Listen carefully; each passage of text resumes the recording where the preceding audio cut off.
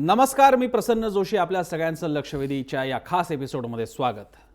परवा राहुल गांधींनी जो त्यांचा बहुप्रतीक्षित भूकंप होता तो अखेर केलाच.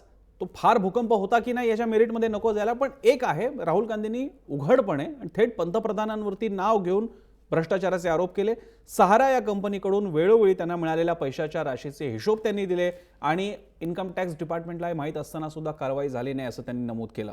यानंतर खरं तर सत्ताधाऱ्यांकडनं त्याची दखल घेणं, गंभीरपणे दखल घेणं, चौकशी असेल तर चौकशी इनिशिएट करणं या गोष्टी अपेक्षित होता, पण झालं उलटच.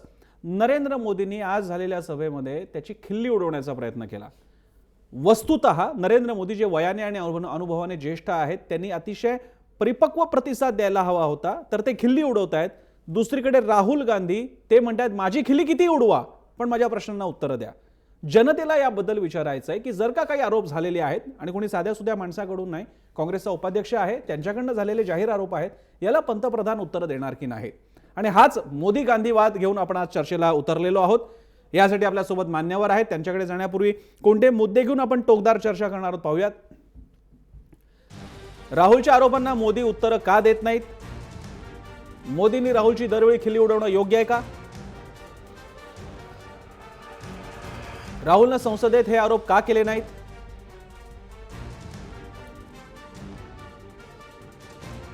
सहारानं मोदींना पैसे दिल्याच्या आरोपांची चौकशी होईल का? विरोधकांकडे दुर्लक्ष करणं हा घातक पायंडा पडत चाललाय का? जर का तुम्हाला सुद्धा या चर्चेत सहभागी व्हायचं असेल तर आमच्या ट्विटर हँडलवरती जरूर जा. @जयमहाराष्ट्रN हे आपलं ट्विटर हँडल आहे. आपला प्रश्न आहे, राहुल गांधींच्या आरोपांना मोदींनी उत्तरं द्यायला हवीत का? जरूर व्यक्त व्हा. चर्चेला सुरुवात करूयात. आपल्यासोबत असतील अवधूत वाघ, भाजपचे प्रवक्ते आपल्यासोबत आहेत, त्यांचं स्वागत. हरीश रोगे प्रवक्ता आहेत काँग्रेसचे, स्टुडिओमध्ये त्यांचंही स्वागत. सुनील तांबे ज्येष्ठ राजकीय पत्रकार पुण्याहून आपल्यासोबत आहेत आणि कनिष्क जाधव आपल्यासोबत आहेत, प्रवक्ता आम आदमी पार्टीचे. आपल्या सगळ्यांचं स्वागत. मी अवधूत वाघांपासून सुरुवात करणार आहे. अर्थातच अवधूत वाघजी, मी आरोपांच्या मेरिटला तर आणखी पलीकडचा प्रश्न मांडतो, तो तर आपल्या बोलण्यात येईल, पण एक प्रमुख पार्टीचा प्रमुख नेता तुमच्या पंतप्रधानावरती आरोप करतो आणि त्याची कॅज्युअली जाता जाता टपली मारावी तशी आपण खिल्ली उडवता, हा राजकीय पायंडा योग्य आहे का अवधूत वाघजी?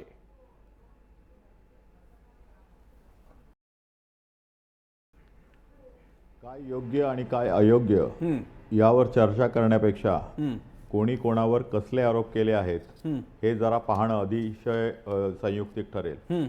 सहारा प्रकरणामध्ये मोदी साहेब चीफ मिनिस्टर होते, बरं, गुजरातचे. इन्कम टॅक्स डिपार्टमेंट हे कुठच्या राज्याच्या चीफ मिनिस्टरच्या अंडर येत नाही, ते सेंट्रलच्या अंडर येतं आणि फायनान्स मिनिस्टरच्या अंडर येतं. जो पिरियड आहे त्या पिरियडमध्ये दिल्लीमध्ये काँग्रेसचं राज्य होतं, काँग्रेसचे फायनान्स मिनिस्टर होते, डिपार्टमेंट त्यांच्या अंडर होतं. मला एक प्रश्न विचारायचा आहे की पैसे दिले न दिले ह्या वादामध्ये न जाता काँग्रेसच्या राज्यामधला फायनान्स मिनिस्टर गुजरातचे त्यावेळचे तत्कालीन चीफ मिनिस्टर नरेंद्र मोदी यांच्या डिरेक्शनवर काम करतात असं जर काँग्रेसला म्हणायचं आहे तरच या आरोपामध्ये तथ्य आहे असं म्हणायला काही हरकत नाही. काँग्रेसने एक म्हणावं की मोदी साहेब ज्यावेळी गुजरातचे चीफ मिनिस्टर होते त्यावेळी दिल्लीचं राज्य पण ते चालवायचे आणि दिल्लीचं फायनान्स मिनिस्टर पण ते चालवायचे आणि इन्कम टॅक्स डिपार्टमेंट पण ते चालवायचे. सर्वसामान्य माणसाच्या तोंडातून असे आरोप करणं, आणि सर्वसामान्य माणसाला एवढी अक्कल आहे की इन्कम टॅक्स डिपार्टमेंट हे सेंट्रलचं आहे, कोणी थांबवलं होतं? मी जर आज ट्विटरवर म्हटलेलं आहे की जर CM is going to fetch 40 crore out of income tax case, the PM will definitely fetch 400 crore out of the same case. या प्रश्नाला आता उत्तर द्यावं लागेल काँग्रेसला. जर एखादी इन्कम टॅक्सची केस चीफ मिनिस्टर 40 कोटीला जर तडजोड करत असेल तर प्राईम मिनिस्टर 400 कोटीला करतोय असा माझा स्पष्ट आरोप आहे. ठीक आहे रोगेजी, याला आपलं उत्तर, कारण त्यांचा मुद्दा आहे की इन्कम टॅक्स अर्थातच केंद्रीय खात्याअंतर्गत येणारा विभाग आहे आणि तरी सुद्धा जर का आरोप होत असतील की इन्कम टॅक्सने ती लिस्ट दाबली तर मुद्दा अर्थमंत्र्यांकडे बोट दाखवावं लागेल, जे तुमचेच होते. नाही, एक गोष्ट त्यांचं म्हणणं जे आहे की त्यावेळेला आमचं सरकार होतं, आमचा अर्थमंत्री होता. साधारणपणे ही जी गोष्ट आहे ती बाहेर आलेली आहे साधारणपणे 2014च्या मानाने, आणि 2014ला ही गोष्ट आल्याच्या नंतर 2014मध्ये सत्तांतर झालेलं आहे आणि सत्तांतर झाल्याच्या नंतर ही सगळी डिपार्टमेंट्स वगैरे जे आता आमच्या मित्राने म्हटलं ते सगळी त्यांच्या अधिपत्याखाली आली. बरोबर आहे. आता मला म्हणायचं आहे की ठीक आहे, त्यावेळेला इन्कम टॅक्स ऑफिसर्सने काही डिपार्टमेंटने काही कारवाई केली नाही किंवा आमच्या अर्थमंत्र्यांनी काही कारवाई केली नाही. मोदी साहेब नेहमी असं म्हणत असतात की न खाऊंगा न खाणे दूंगा. आता राहुल गांधीने किंवा त्याच्या अगोदर त्या भूषण यांनी सुद्धा तो आरोप केलेला होता. त्याच्या अगोदर इंडियन एक्सप्रेसमध्ये सुद्धा एक आर्टिकल आलेलं होतं, त्याच्यामध्ये सुद्धा त्याचा उल्लेख करण्यामध्ये आलेला होता की अशा अशा प्रकारचं सहारा समूहाकडून आणखी बिर्ला समूहाकडून गुजरातच्या मुख्यमंत्र्यांना पैसे मिळालेले आहेत. आता आम्ही असं म्हणतो की तुम्ही स्वच्छ प्रतिमेचे आहात आणि तुम्ही इतरांच्यापेक्षा वेगळे आहात. मग आता ज्या वेळेला राहुल गांधी खुल्या मैदानामध्ये उतरून तुमच्यावरती आरोप करता आहेत, त्यावेळेला तुम्ही त्याची चौकशी का करत नाही? आणि त्या IT डिपार्टमेंटने सांगितलेलं आहे का, इन्कम टॅक्स डिपार्टमेंटने सांगितलेलं आहे की त्यांच्या याच्यामध्ये शिफारस केलेली आहे की याची चौकशी व्हायला पाहिजे. आम्ही असं म्हणतो की ठीक आहे, नरेंद्र मोदीने पैसे घेतलेले नाहीत, मग दूध का दूध आणि पाणी का पाणी होऊन जाऊ दे ना. तुम्ही त्याची चौकशी करा आणि मग त्याच्यामध्ये खरोखरच नरेंद्र मोदीने पैसे घेतले आहेत का नाहीत. आता याच्यावरती एक्सप्लेनेशन काय आलं? यांचे एक ज्येष्ठ मंत्री आहेत, कळलं कायदा खात्याचे मंत्री आहेत, त्यांनी त्याच्यावरती एक्सप्लेनेशन, ज्यावेळेला राहुल गांधीने हा आरोप त्यांच्यावरती केला, पंतप्रधानांवरती केला, खुल्या मैदानामध्ये केला, तर त्याचं स्पष्टीकरण भारतीय जनता पक्षाच्या ज्येष्ठ मंत्र्याकडून दिलं जातं की नरेंद्र मोदी हे गंगेप्रमाणे स्वच्छ आहेत. आता ते गंगेप्रमाणे स्वच्छ आहेत की गंगा ज्याप्रमाणे प्रदूषित झालेले आहे त्याप्रमाणे भारतीय जनता पक्षाचे हे नेते आणि भारतीय जनता पक्षाचं हे सरकार किती प्रदूषित झालेलं आहे हे जरा बघावं लागेल. बरं, मी सुनील तामींकडे जाण्यापूर्वी आपचे जाधव आपल्यासोबत आहेत, कनिष्क जाधव. आपची याबद्दलची भूमिका काय आहे? कारण मधल्या काळात राहुल गांधी बोलत नव्हते, तर आम आदमी पार्टीने केजरीवालांनीच म्हटलं होतं की आता तरी बोला का तुमच्यामध्ये सेटलमेंट झालेली आहे. आता राहुल गांधींनी आपले पत्ते उघड केलेले आहेत, आपचं काय म्हणणं आहे? सर्वप्रथम मला एक सांगायचं आहे की ना कोई भूकंप आया ना कोई स्विस वाला पकड़ा, कांग्रेस भाजपा वालों के चेहरे खिले हुए हैं, ये सब मिले हुए हैं. सर्वात पहिले सांगायची गोष्ट म्हणजे ज्या दिवशी नोटाबंदीचा निर्णय आला 8 डिसेंबरला आणि 8 नोव्हेंबरला आणि 10 नोव्हेंबरला अरविंद केजरीवालांनी सांगितलं की हा 8 लाख कोटींचा घोटाळा आहे. आज राहुल गांधी तेच बोलत आहे. सांगितलं होतं का नाही? सांगितलं होतं. त्यानंतर दिल्ली विधानसभेच्या पटलावर एक विशेष अधिवेशन बोलवून बिर्ला आणि सहारा कडनं नरेंद्र मोदींना जे लाच मिळाली 25 कोटी आणि 40 कोटीची, त्याचे पुराव्यांसकट अरविंद केजरीवालांनी दिलं होतं. त्यामुळं राहुल गांधींनी आज जे काय सांगितलंय ते काय खूप मोठा भूकंप आहे किंवा काय, त्यांनी कॉपी पेस्ट केलंय. कोणाचं? अरविंद केजरीवालांनी जे आरोप केले होते त्याची कॉपी पेस्ट केली आहे. बाकी दुसरं असं काहीच केलेलं नाही, त्यांनी दुसरा आरोपही लावलेला नाही. त्यांनी फक्त भाजपाला काय वाटतं की आपल्याला एक कन्व्हिनियंट ऑपोजिशन पाहिजे.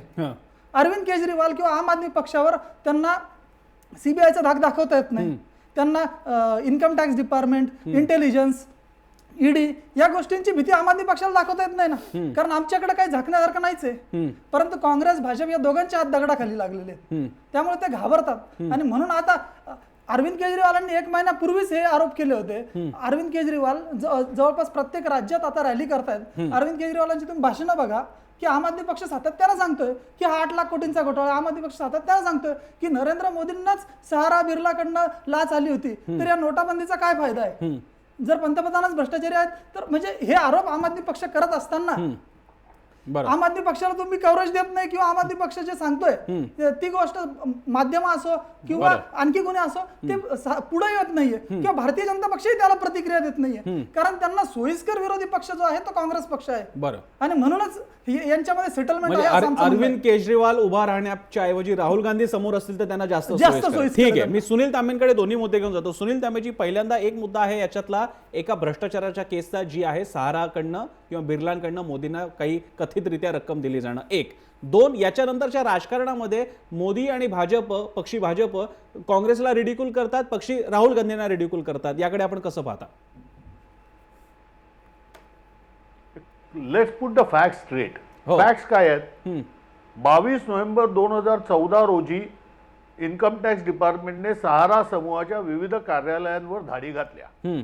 या धाडीमध्ये काय काय मिळालं? ती जी कागदपत्र मिळाली त्याच्यामध्ये एक्सेल शीटही आहे आणि त्याच्यावरती ती कागदपत्र ताब्यात घेतलेली आहेत. अंकिता पांडे नावाच्या ज्या उपसंचालक होत्या इन्कम टॅक्स डिपार्टमेंट इन्व्हेस्टिगेशन या डिपार्टमेंटच्या, त्यांच्या आणि इतर अधिकाऱ्यांच्या त्या कागदपत्रांवर सह्या आहेत. म्हणजे ही कागदपत्र जी काही आहेत आणि ही कागदपत्र इन्कम टॅक्स डिपार्टमेंटच्या किंवा तत्सम वेबसाईटवरती उपलब्ध आहेत. तेव्हा पहिली गोष्ट ही की याच्या संबंधामध्ये राजीव गांधी असतील किंवा अरविंद केजरीवाल असतील, हे राजकारण बाजूला ठेवा. मुद्दा आहे ही इन्कम टॅक्स डिपार्टमेंटने ताब्यात घेतलेली कागदपत्र आहेत, त्याच्यामध्ये अशा नोंदी आहेत की आपण कोणत्या कोणत्या राजकीय पक्षाला मुख्यमंत्र्यांना आणि राजकीय नेत्यांना पैसे दिले याच्या नोंदी एक्सेल शीट वरती या सहारा ग्रुपने केलेल्या आहेत. त्याच्यामध्ये नरेंद्र मोदींचं नाव नाहीये, परंतु गुजरात सीएम हे इतके इतके पैसे आणि तारीख असं लिहिलेलं आहे. आता त्याच्यातला मुद्दा असा की याच्याशिवाय आणखीन कोण कोण आहेत, तर त्याच्यामध्ये शिवराज सिंग चौहान आहेत, त्याच्यामध्ये शायना एनसी आहेत, त्या महाराष्ट्र भाजपच्या बहुधा खजिनदार होत्या, त्यांचं नाव आहे. त्याच्यामध्ये रमण सिंगांचं नाव आहे. त्याच्यामध्ये काँग्रेसच्या माजी मुख्यमंत्री दिल्लीच्या शीला दीक्षित यांचं नाव आहे. अशी या सगळ्यांची नावं त्याच्यामध्ये आहेत. या संबंधामध्ये आता ही एक तर ती एक्सेल शीट वरती आहे, डायरीमध्ये आहेत, ही नावं आहेत, ही इन्कम टॅक्स डिपार्टमेंटने ताब्यात घेतली आहेत आणि जवळपास 4-5 इन्व्हेस्टिगेटिंग म्हणजे कोणत्याही दिल्लीतल्या केंद्र सरकारच्या ज्या एजन्सीज आहेत त्यांच्याकडे ही कागदपत्र आहेत.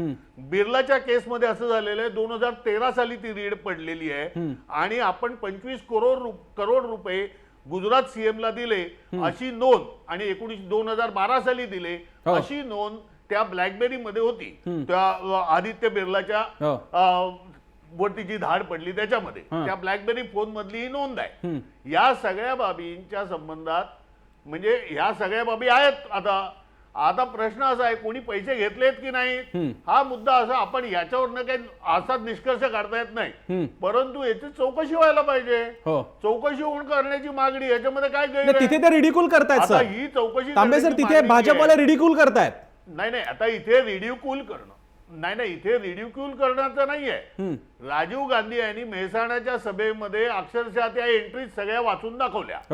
हा आरोप सोडा की हा आरोप कदाचित चुकीचा असेल. मुद्दा आहे की सरकारने चुकीचा असेल म्हणजे सरकारने सहारा उद्योग समूहाची चौकशी करावी, सरकारने ह्याची चौकशी करावी आदित्य बिर्लाची. तू असं कसं नेऊन ठेवतोस मी यांना पैसे दिले त्यांना पैसे दिले, ते खरं आहे की खोटं आहे? म्हणजे हा पंतप्रधानाचा काही ह्याचा विषय आहे की नाही प्रॉपर्टीचा? एक्झॅक्टली. असं कसं उद्या मी पण माझ्या डायरीमध्ये काही लिहिलं, माझ्यावरती धाड पडली, मी प्रसन्न जोशींना 5 कोटी रुपये दिले होते, अरे असं नाही चालणार. तेव्हा याची चौकशी व्हायला जावी. आता कोण गंगाजला सोडतो असतील ना पवित्र गंगाजलासारखे, काही मुद्दाच नाहीये त्याच्यात.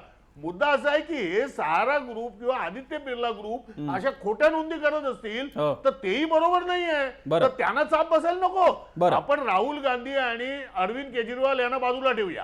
अरविंद केजरीवालांनी हा आरोप 15 नोव्हेंबर रोजी दिल्लीला जे दिल्ली विधानसभेचं जे विशेष अधिवेशन बोलवलं त्यामध्ये केलेला आहे, त्यामुळे तो पटलावर केलेला आरोप आहे. असं नाहीये. त्याच्याबद्दल त्यांना म्हणजे त्यांना संरक्षण आहे, तो अतिशय जबाबदारीने केलेला आरोप आहे. आपण राहुल गांधींची एक वेळ चेष्टा करू, त्यांनी जाहीर सभेत ते बोलले, ते विधानसभेमध्ये बोललेले आहेत, त्यामुळे ते महत्वाचं आहे. चूक म्हणजे हे नाही आहे. तर प्रश्न असा आहे की माझे म्हणजे भाजपचे जे प्रवक्ते आहेत त्यांनी अशा माहिती घ्यावा, कोणती केस दडपण्यासाठी इन्कम टॅक्सची केस दडपण्यासाठी मोदींना पैसे दिलेले नाहीये. तर इन्कम टॅक्सने जी धाड घातलेली आहे त्याच्यामध्ये नोंद मिळालेली आहे की मोदींना म्हणजे गुजरात सीएमना आम्ही पैसे दिले. ही नोंद खोटी असेल पण 3-4 एंट्रीज आहेत. या सगळ्या एंट्रीज बरोबर आहेत का? कोण हे सहाराचे लोक अशा काय एंट्री करत होते याची चौकशी करायला हवी. ठीक आहे, मी आता अवधूत वाघांकडे जातो. गंगाजलासारखे शुद्ध आहे ते सिद्ध होतं. अवधूत वाघजी, करायचं काही फार नाहीये. म्हणजे जसं सुनील तांबेंचे शब्द वापरायचे म्हटले तर राहुल गांधी बाजूला ठेवा, केजरीवाल बाजूला ठेवा. काही आरोप आहेत ते गंभीरपणे झालेले आहेत आणि 2 वरिष्ठ पदावरच्या व्यक्तींनी केलेले आहेत. एक दिल्ली सीएम आणि आपचे अध्यक्ष आणि एक उपाध्यक्ष काँग्रेस राहुल गांधी. त्या आरोपांची चौकशी व्हायला काय हरकत आहे? त्याला का घाबरतंय भाजप?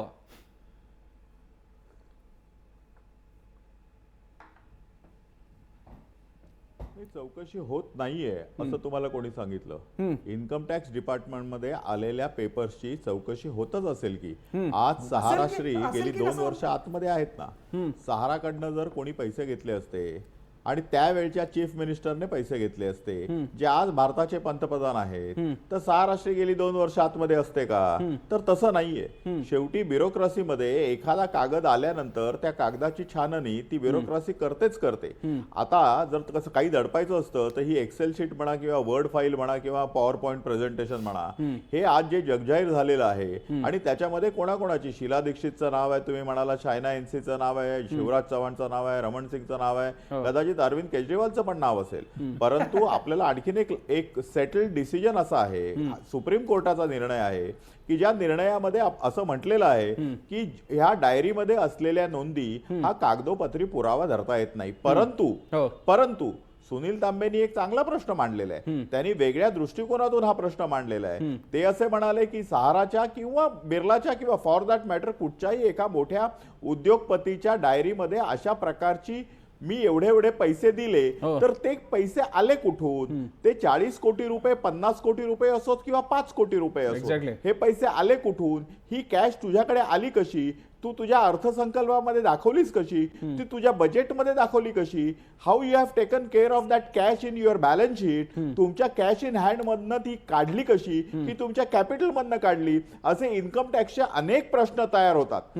बघा, ते पैसे कोणाला गेले आणि काय गेले ह्याच्यामधनं कदाचित असं असेल, कारण मी जर जय महाराष्ट्राला डोनेशन द्यायचं असेल तर मी जय महाराष्ट्राला डोनेशन दिलं, पण नाव प्रसन्न जोशीचं लिहिलं असेल, शीला दीक्षितलाचं नाव लिहिलं परंतु दिल्ली प्रदेश काँग्रेस कमिटीला डोनेशन दिलं असेल, चायना एनसीला नाव लिहिलं कारण तिने चेक, समजा जर चेक घेतला असेल तर भारतीय जनता पक्षाला दिला असेल, आणि कुठच्याही राजकीय पक्षाला अशा प्रकारची देणगी देणं हा गुन्हा नाही. पण जर अशा प्रकारे जर कॅश दिली असेल आणि ती कॅश जर तुम्ही एवढ्या मोठ्या कंपनीने आपापल्या बॅलन्स शीट मध्ये दाखवली नसेल तर तो प्रचंड प्रमाणामधला गुन्हा आहे. आणि सुनील तांबेंच्या ह्या मताशी मी सहमत आहे की इन्कम टॅक्स असो आणि त्याच्या वरची लोक असो, यांनी सहारा आणि बिर्ला ग्रुप ज्यांच्याकडे ह्या अशा प्रकारच्या नोंदी आहेत त्याची आणखी सखोल चौकशी करणं हे अतिशय महत्वाचं आहे असं मलाही वाटतं. ठीक आहे. एक आहे स्वतः अवधूत वाघ हे बँकिंग सेक्टरमधून आल्यामुळे त्यांना या एंट्रीज वगैरेच्या गोष्टी अतिशय नीट माहिती आहे, त्यामुळे त्यांनी तिकडे टॅप करण्याचा प्रयत्न केलेला आहे. पण पुन्हा एकदा चौकशी करणार की नाही याला त्यांनी बगल दिलेली आहे. मी पुन्हा काँग्रेसकडे येतो. रोगीजी, एक थोडा प्रश्न आता जरा तुमच्या बाजूने मला विचारायचा आहे. पहिल्यांदा हा आरोप काँग्रेसने केलेला म्हणाल तर त्याचं मेरिट निघून गेलेलं आहे. हा मुळात केला होता, समोर आणला होता प्रकार आपने, केजरीवालांनी. राहुल गांधींनी तो मांडायची वेळ सुद्धा चुकवली आहे का? संसदेमध्ये एका मोठ्या व्यासपीठावरती देशासमोर मांडण्याच्या ऐवजी कुठल्या तरी सभेत आरोप करून त्यांनी सगळ्याचला हवा काढून, स्वतःच हवा काढून घेतली आहे का? नाही, एक कोणी क्रेडिट घेण्याचा प्रश्न इथे येतच नाहीये. राहुल गांधीने हा मुद्दा लोकांच्या समोर आणला, जनतेच्या व्यासपीठावरती आणला. त्याच्या अगोदर यांच्या म्हणण्याप्रमाणे की अरविंद केजरीवालने तो आणला. पण सगळ्यात अगोदर हे इंडियन एक्सप्रेसमध्ये त्याच्यावरती आर्टिकल आलेलं होतं आणि त्या आर्टिकलमध्ये ह्या सगळ्या गोष्टीचा वहपोह करण्यात आलेला होता. आणि त्याच्यानंतर मग प्रशांत भूषण जे आहेत ते कोर्टामध्ये गेलेले आहेत या संदर्भामध्ये. त्यामुळे ते क्रेडिट कोणी घ्यायचं कळलं का नाही, केजरीवालने घ्यायचं का राहुल गांधीने घ्यायचं हा प्रश्न अलाईदा. आम्ही त्या क्रेडिटच्या भानगडीमध्ये पडत नाही. सुनील तांबेने जो प्रश्न उपस्थित केला, आता मगाशी माझे मित्र म्हणाले की चौकशी होतच असेल म्हणजे काय? अहो, मी सांगतो, हा आरोप झाल्याच्या नंतर जनतेच्या व्यासपीठावरती हा आरोप राहुल गांधींनी केल्याच्या नंतर भारतीय जनता पक्षाकडून जे स्पष्टीकरण आलं त्याच्यामध्ये हे सांगितलं गेलं नाही. सुनील तांबेंना जे समजतं ते त्यांच्या महान नेत्याला कळत नाही, किंवा त्या ठिकाणी ते न्याय खात्याचे मंत्री आहेत, त्यांचं नाव काय ते रविशंकर प्रसाद, त्यांनी प्रेस कॉन्फरन्स घेऊन हे त्या ठिकाणी सांगितलं. मग त्या ठिकाणी त्यांनी जर सांगितलं असेल ठीक आहे की त्या आदित्य बिर्ला ग्रुपने किंवा त्या सहाराने या चुकीच्या नोंदी केलेल्या आहेत, किंवा त्या बॅलन्स शीट वगैरे, काय मी अर्थतज्ञ नाही आहे किंवा CA पण नाही आहे आमच्या वाघ साहेबांसारखा, मग ते जर त्या ह्याच्यामध्ये जर त्याने हेराफेरी केली असेल तर ती आम्ही लोकांच्या समोर आणू, याची आम्ही चौकशी करू आणि जनतेसमोर आम्ही खरं काय आणि खोटं काय ते आणण्याचा प्रयत्न करू. हे जर सांगितलं असतं, रोगीजी याच्यात शीला दीक्षितांचंही नाव आहे. नाही. जर का निघालं बात निकलेगी तो बडी दूर तक जाएगी, हे सांगणार का तुम्हाला? मी तुम्हाला एक सांगतो की त्याच्यामध्ये जर कोणी काय पाप केलं असेल, जर एखादा कोणी पापी असेल, मग तो माझ्या पक्षाचा जरी असला तरी चालेल, पण ते येऊ दे ना लोकांच्या समोर. बरं. हवेमध्ये बाण मारण्यामध्ये काय अर्थ आहे? त्याने काय सांगितलं, स्पष्टीकरण काय केलं? त्याने एवढंच सांगितलं की आमचे पंतप्रधान, देशाचे पंतप्रधान नरेंद्र मोदी हे गंगेप्रमाणे पवित्र आहेत, गंगेप्रमाणे स्वच्छ आहेत. हे त्यांचं स्टेटमेंट. हे स्टेटमेंट राजकीय स्टेटमेंट होऊ शकत नाही. बरं. आणि म्हणून मी सांगतो की सुनील तांबेनी जो मुद्दा या ठिकाणी मांडला त्याचं मी समर्थन करतो. जर त्याने सांगितलं असतं की आम्ही याची चौकशी करू, आज सगळ्या यंत्रणा तुमच्याकडे आहेत, आज सगळ्या यंत्रणा तुमच्याकडे आहे, सीबीआय तुमच्याकडे आहे, रॉ तुमच्याकडे आहे, सगळ्या यंत्रणा आहेत, कळलं का नाही? अगदी सुप्रीम कोर्ट पण तुमच्याकडेच हातामध्ये आहे, सगळं काही तुमच्या हातामध्ये आहे. आणि मग तुम्ही याची चौकशी करून जर लोकांच्या समोर सत्य परिस्थिती आणली तर आम्ही खरंच म्हणू की मी न खाएगे न खाणे देंगे, हे जे त्याने म्हटलं होतं सुभाषित, त्याच्यावरती आमचा विश्वास बसेल. ठीक आहे रोगेजी, तुम्ही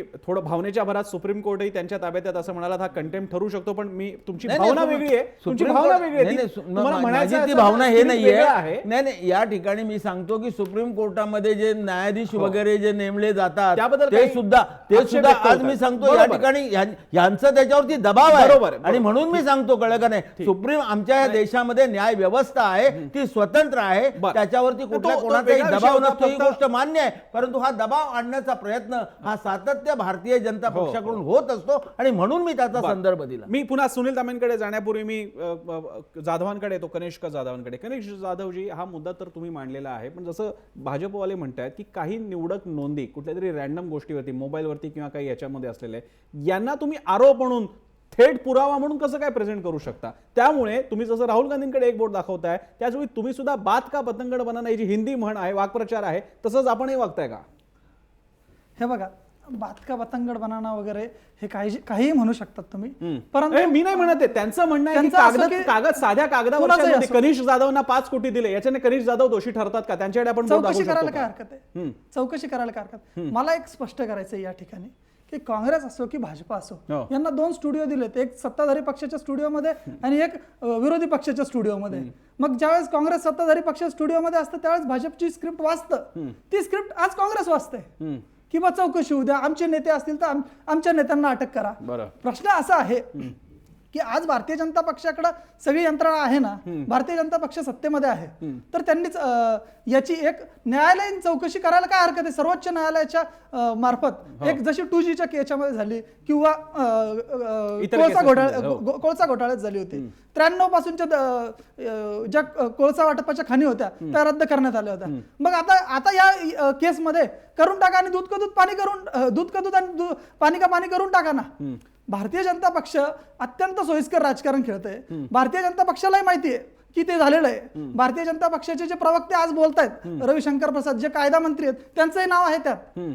शायना एनसी भाजपच्या ज्या खजिनदार आहेत, अहो, पण त्यांचंही त्यांचं नाव- तेच म्हणणं, अशी 10 नावं असतील. हा. चायना एनसीनी मुंबईसाठी, महाराष्ट्र प्रदेशसाठी काही चेक मी घेतला सांगतो असेल, ना तुम्हाला. रविशंकर प्रसादांनी दिल्लीमध्ये घेतला असेल, बरोबर. त्यांनी काय घेतलेलं हे उघड नसताना असा आरोप, हे त्यांचं म्हणणं आहे. नाही, ते काही सोयीस्कर आर्ग्युमेंट करू शकतात. IT डिपार्टमेंटनं सेटलमेंट कमिशनला सांगितलं होतं की हे जे या ज्या कच्चे नोंदी आहेत, हो. या नोंदी सहाराने ज्या नोंदी ठेवल्या होत्या, त्या नोंदी सेटलमेंट कमिशननं चेक केल्या होत्या बरं. आणि त्यात त्यांना तथ्य आढळलं होतं. तथ्य आढळलं होतं. होतं. आणि हे बघा, तरी सुद्धा settlement commission however settle the case and absolved सहारा of all criminal and civil liability on specious grounds, despite the fact that petitioners counsel had sent them a letter on 8 November 2016 requesting them not to allow any settlement in the matter. म्हणजे settlement कमिशनने हे जे काय केलेलं ते 2015-16च्या काळात केलेलं आहे, जेव्हा आता एनडीए गव्हर्नमेंट आता act आहे. Exactly. ठीक आहे, हा मुद्दा मी आता घेऊन जाणार आहे, पण त्यापूर्वी मला एका वेगळ्या मुद्द्याकडे घेऊन जायचं आहे. हा मुद्दा मी तुमचा विचारणार आहे कनिष्क जाधव, पण मी सुनील तांबेंकडे वेगळा मुद्दा घेऊन जातोय.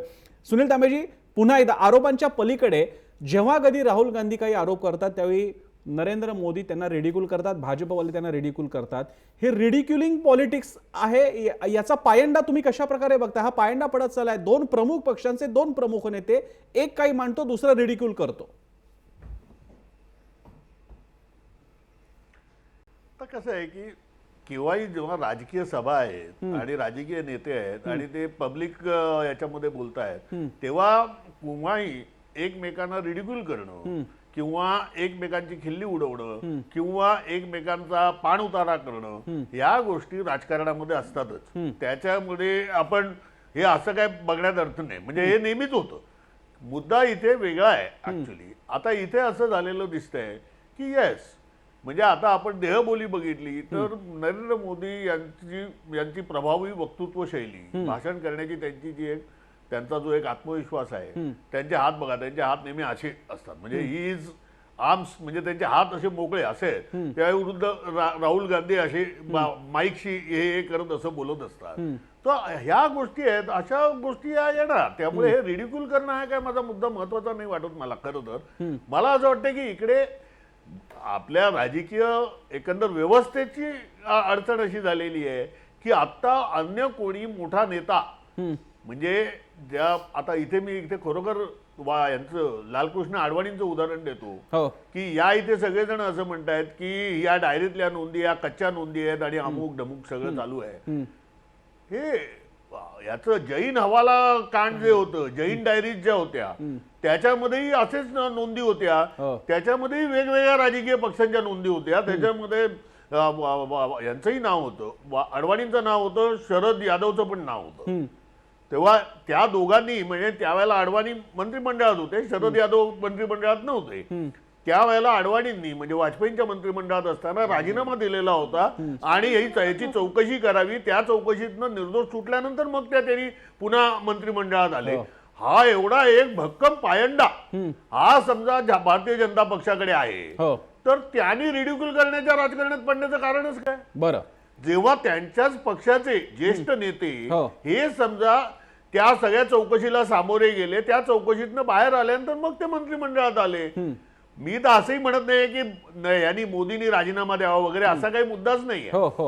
मुद्दा साधा आहे तो, म्हणजे ही जी काही कागदपत्र आहेत जी इन्कम टॅक्स डिपार्टमेंटने कॉन्फिस्केट केलेली आहेत, ती कॉन्फिस्केट केल्याच्या नोंदी आहेत, मगाशी सांगितलं तसं, त्याच्यावरती सह्या केलेल्या आहेत की ह्या आपण ताब्यात घेतलेले आहेत कागदपत्र म्हणून. तर याची चौकशी करणं याच्यात काय भ्यायचंय? बरं, आणि त्याच्यासाठी रिडिक्यूल कशाला करायचं दुसऱ्याला? ठीक आहे, मी हा प्रश्न कसाही असेल दुसरा मी अवधूत वाघांकडे घेऊन जातो हा मुद्दा. अवधूत वाघजी, मी मगाशी म्हणून राजकीय वातावरण, राजकीय संस्कृतीबद्दलचा प्रश्न विचारतोय. ठीक आहे, आज तुमची सत्ता आहे आणि खरंय नरेंद्र मोदींना मानणारा एक मोठा फॉलोवर वर्ग आहे, नरेंद्र मोदींचा आत्मविश्वास आहे, पण दिवस बदलत असतात. मधल्या युपीएच्या काळामध्ये तुम्ही आवाज उठवला तर काँग्रेसने त्याला प्रतिसाद दिला, उशिरा का होईना मंत्र्यांनी राजीनामे दिले, कारवाया सुरू झाल्या, चौकशी आयोग नेमले गेले. तुम्ही ज्या प्रकारचं राजकारण आणू पाहताय अवधूत वाघजी, उद्या 30 सत्ता जर का काँग्रेसच्या हातात आली आणि त्यांनी तुम्हाला रिडिक्यूल करायला लागलं तर आपली राजकीय संस्कृती न्यायची कुठे? प्रमुख विरोधी पक्षाला रिडिक्यूल करणे, कोणत्याही न्यायिक आयोगांना किंवा चौकशीला नकार देणे, ही राजकीय संस्कृती अपेक्षित आहे?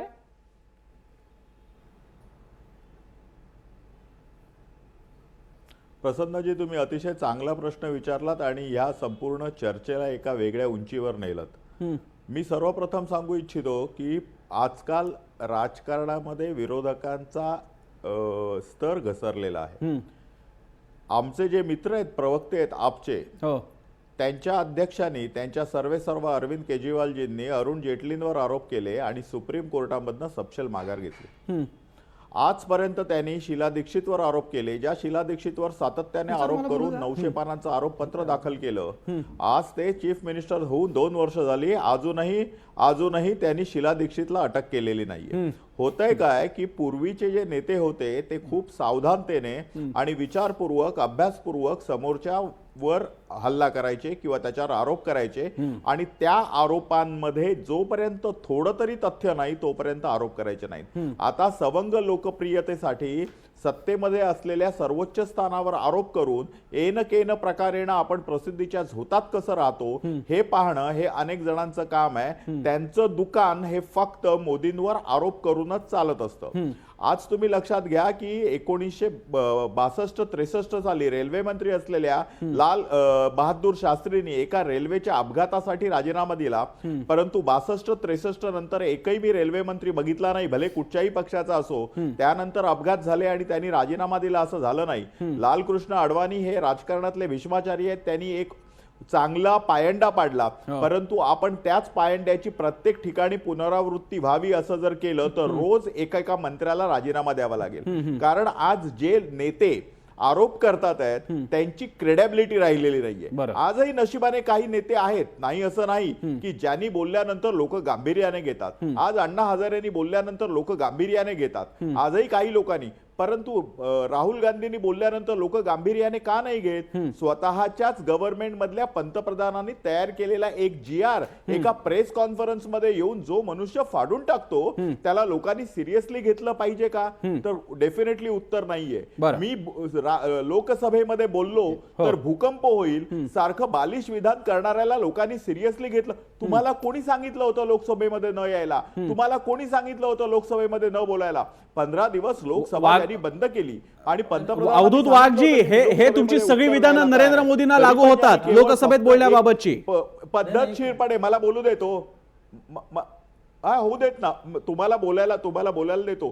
परंतु अशा तऱ्हेने जर झालं तर लोक लाईटली घेतात. आजही नशिबाने काही काही चांगले नेते आहेत, आजही विरोधी पक्षातली लोक आहेत की ज्यांनी केलेल्या आरोपाला लोक सिरियसली घेतात. विरोधकांनी आपला कस वाढवण्याची गरज. ठीक आहे. चला रोगेजी. काय माहित आहे अवधूत वाघजी, आपण विषय सोडून कुठेतरी भरकटत जात आहोत. सगळा इतिहास वगैरे जर सांगायचं झालं तर माझ्याकडे पुष्कळ सांगण्यासारखं आहे.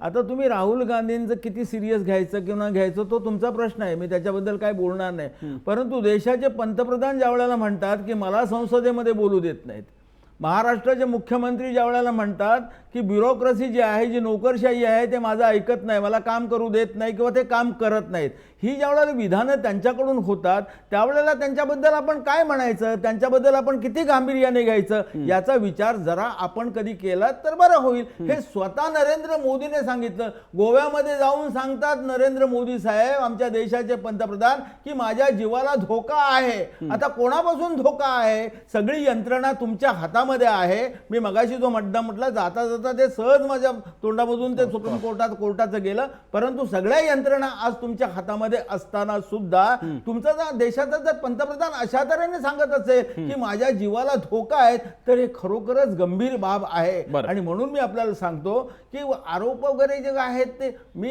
मुद्दा सुनील तांबेंनी जो मुद्दा उपस्थित केला अगदी सुरुवातीला, तोच मुद्दा मी धरून बसलेलो आहे ना, की जर तुम्ही राहुल गांधींना धरू नका, चौकशी धरू नका किंवा त्यांना सिरियस घेऊ नका, तो तुमचा प्रश्न आहे. परंतु सर्वसामान्य माणसाला असं वाटतंय की ज्या वेळेला तुमच्याकडे आरोप होतोय, तुमच्यावरती आरोप होतोय, आणि तो फक्त राहुल गांधीनेच केलेला नाही, तो केजरीवालने केलेला आहे, तो भूषणने केलेला आहे, आणि त्याच्यामध्ये त्याच्या अगोदर वर्तमानपत्रामध्ये सुद्धा, इंडियन एक्सप्रेस सारख्या वर्तमानपत्रामध्ये सुद्धा ती बातमी छापून आलेली होती.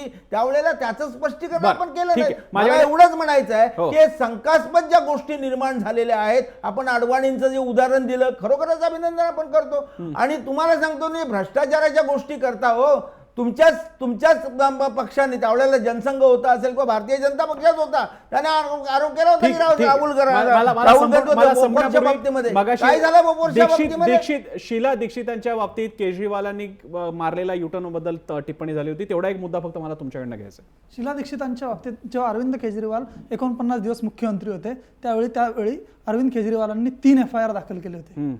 त्या 3 FIR, अरविंद केजरीवालांनी मुख्यमंत्री पदाचा राजीनामा दिल्यानंतर भाजपचं सरकार होतं, भाजपनं काही केलं नाही. आजही अरविंद केजरीवालांनी सांगितलंय की आमच्याकडे जे अँटी करप्शन ब्युरो होतं ते नरेंद्र मोदींनी पॅरामिलिटरी फोर्सेस बोलून त्या अँटी करप्शन ब्युरोवर कब्जा केला. आणि आम आदमी पक्षाने जेवढे या भ्रष्ट लोकांविरोधात, काँग्रेसच्या किंवा भाजपच्या लोकांविरोधात ज्या काही चौकशा सुरू केल्या होत्या, त्याच्यावर त्यांनी त्यांचा मीनाकर्णी जे होते त्यांच्या विश्वासू अधिकारी त्यांना लावून त्यांनी ती अँटी करप्शन ब्युरो ताब्यातून घेतली. दिल्लीच्या, एक मिनिट, आता मला बोलू द्या, मी तुमच्यामध्ये बोललो नाही, तुम्हाला बोलू द्या, फक्त तुम्हाला आठवण करून देतो. तुम्ही बोला, तुम्ही ज्यावेळेला इतरांच्या भ्रष्टाचाराबद्दल बोलता त्यावेळेला तुमचं सरकार येऊन कळकना इनमेन 2-3 वर्ष झालेली आहेत. किती मंत्री तुमचे जेलमध्ये गेले, सांगतो ना मी सांगतो. आणि त्यांच्यावरती इंडियन पिनल कोड मधले कुठले कुठले गुन्हे दाखल झाले याचं जरा अवलोकन करा आणि नंतर लोकांच्या भ्रष्टाचाराबद्दल. तुम्ही दीक्षितांपुरताचा मुद्दा बोला. दीक्षितांवरती आरोप केल्यानंतर पुढे त्याचं काय झालं, मी सांगतोय. पॅरामिलिटरी फोर्सेस बोलून यांनी अँटी करप्शन ब्युरो ताब्यातून घेतली. दिल्ली सरकारला चौकशी यंत्रणाच ठेवली नाही दिल्ली सरकारच्या हातात. दिल्ली सरकारकडे पोलीस राजीनामा देऊन बाहेर पडा की? एक आता मला बोलू द्या, मी तुमच्याकडे मध्ये बोलत नव्हतो, मला बोलू द्या. आणि असं बोलत असताना मध्ये मध्ये बोलणं योग्य नाही. पण मला सांगा, हा, सांगतोय ना, आता मला केंद्रात आणि दिल्लीमध्ये काँग्रेस विरोधी सरकार असताना मग अजूनही काय अडचण आहे? तरी भाजप करत नाही ना. एसीबी आमच्याकडे द्या, 1 महिन्याच्या आत शीला दीक्षितांना जेलमध्ये बरं, टाकू. ठीक आहे. अँटी करप्शन ब्युरो का देत नाही आमच्या ताब्यात? ठीक आहे, आणि कदाचित 1 मिनिट, कॉमनवेल्थचा पहिला एफआयआर अरविंद केजरीवालांनी केला होता. शीला दीक्षितांवर 3 एफआयआर, मुकेश अंबानींवर 1 एफआयआर अरविंद केजरीवालांनी केला. ती अँटी करप्शन ब्युरो यांनी ताब्यातून घेऊन टाकली.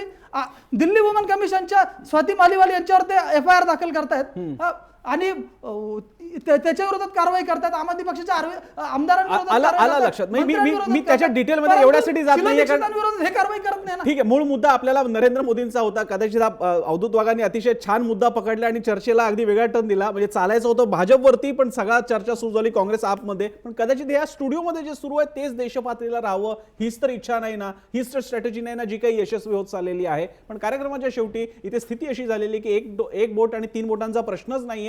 सगळी बोटं सगळ्यांकडे आणि सगळेच हमाममध्ये असल्यासारखी परिस्थिती आहे. मुद्दा असा आहे की याच्यातला पॉलिटिकल डिस्कोर्स, राजकीय संवाद आपण कोणत्या स्तरावरती नेणार आहोत.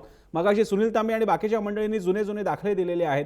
समजा राहुल गांधी तुम्हाला महत्त्वाचे वाटत नाही, समजा तुम्हाला केजरीवाल नाही महत्त्वाचे वाटत, त्यांना महत्त्व द्यावं असं वाटत, तुम्ही चर्चा तर करू शकता, तुम्ही आयोग चौकशी तर नेमू शकता, ते तुमच्या हातात आहे. ते का होत नाहीये याचं उत्तर राहुल गांधींना मिळेल न मिळेल, पण जनतेला मात्र ते हवंय. म्हणूनच ही चर्चा होती. चर्चेच्या शेवटी आपण लोकांना नेमका हाच प्रश्न विचारलेला आहे. लोकांनी त्याला काय उत्तर दिले आपण पाहूयात. राहुल गांधींच्या आरोपांना मोदींनी उत्तर द्यायला हवी का, आपला प्रश्न होता जय महाराष्ट्रवरती. आपण बघूयात आमच्या ट्विटर हँडलला तुम्ही दिलेला प्रतिसाद तुम्ही बघू शकता स्क्रीनवरती. 57% लोक म्हणतात की उत्तरं द्यायला हवीत. राहुल गांधींच्या प्रश्नांना मोदींनी उत्तरं द्यायला हवीत असं 57% लोक म्हणतायत. याचा विचार केला पाहिजे. हा छोटासा सर्वे आहे, देशपातळीला सुद्धा याचा विचार होऊ शकतो. आशा आहे नरेंद्र मोदी याबद्दल बोलतील, कारण बाहेर तरी त्यांचं तोंड दाबायला कोणी आलेलं नाहीये ना विरोधकांनी गदारोळ केलेला आहे. चर्चेच्या अखेरीस अवधूत वाघ, हरीश रोगे, सुनील तांबे, कनिष्कजी आपल्या सगळ्यांचे आभार. आपण वेळ दिलात. इथेच थांबूयात. पाहत राहा जय महाराष्ट्र.